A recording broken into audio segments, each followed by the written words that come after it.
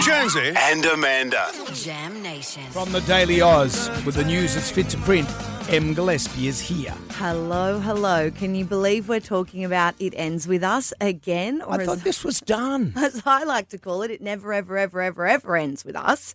Taylor Swift has been dragged into this drama. In case you need a quick refresher. Yes, please. It Ends With Us. This is the movie that came out last year starring Blake Lively and Justin Baldoni. He also directed it. It's based on this book by Colleen Hoover, and it follows this tumultuous DV relationship. It's actually a pretty good movie, but unfortunately no one's talking about that. We're talking about this legal dispute.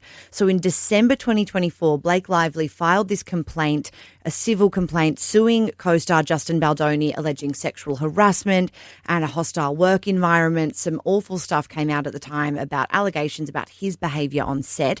But then he countersued in January, filed a $400 million lawsuit against Blake Lively, but not only her, also her husband, Ryan Reynolds, their publicist, accusing them of civil extortion, defamation, invasion of privacy. And it's been this whole he said, she said fallout. No one's really come out looking any better. No one's coming out of this unscathed.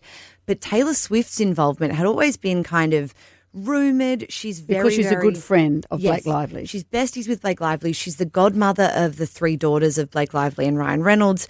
She's not a defendant in the lawsuit, but she is being called on by Justin Baldoni's team to appear as a witness. So the rumours are that there was this famous rewrite of a rooftop scene. The rooftop scene in the movie is when the Blake Lively and Justin Baldoni characters first meet, and it's part of all the legal jargon matter, whole fallout thing, because Justin Baldoni alleges that Blake Lively rewrote the whole thing unfairly and that Taylor Swift was involved in the rewrite, that she was present at a meeting at her apartment. They were all there, and Justin Baldoni felt pressured because she's a big famous star. She was in the room, and so he thought, oh, okay, I have to say yes to all of these rewrites. Blake Lively says that never happened. Taylor Swift wasn't in the room. She arrived at the apartment as Justin Baldoni was leaving. There's also allegations that Taylor Swift might have been involved in the casting of the film, that she helped the girl who plays the young Blake Lively in the movie, that she helped her get the part. So is this part of the allegation, is that Justin Baldoni as the director of the film is saying that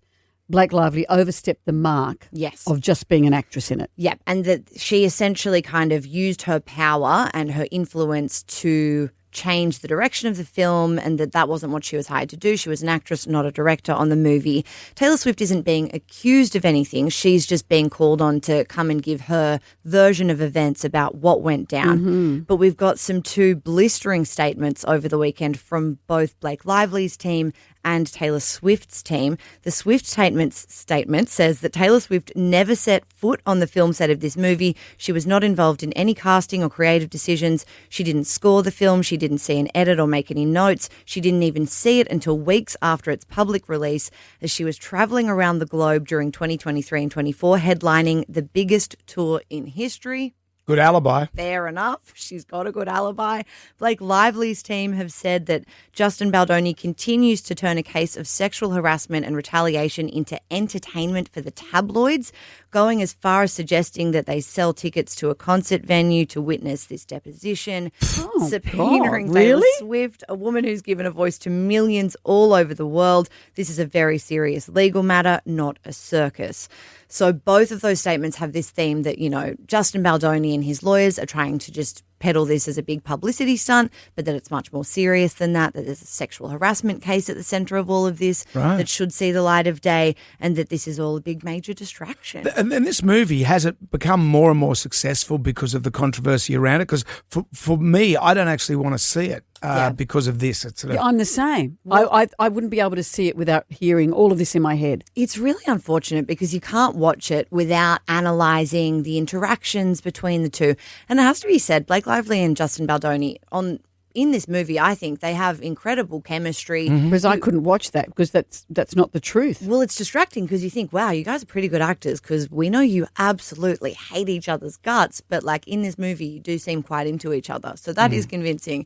It's a shame because, at the end of the day, the movie has this really powerful message about coercive control and domestic violence and these relationships and how a vulnerable person can seem to have it all on the outside, but, behind closed doors, there's this messed up stuff happening.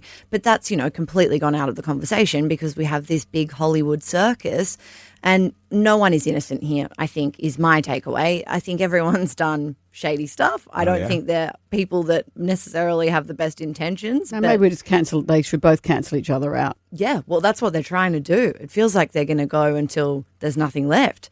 But unfortunately, it never ends with us because the trial is scheduled to commence in March 2026. Oh. So we'll probably be talking about it again at some point. At least you know with Amanda and myself, you get what you see. It's you get what you see? You get what you see and you hear. It's an enduring friendship. My favourite thing about radio is you get what you see. No one sees anything, which is why it's so incredible. Exactly. Thank you, Em. Thank Em you. Gillespie from the Daily Oz.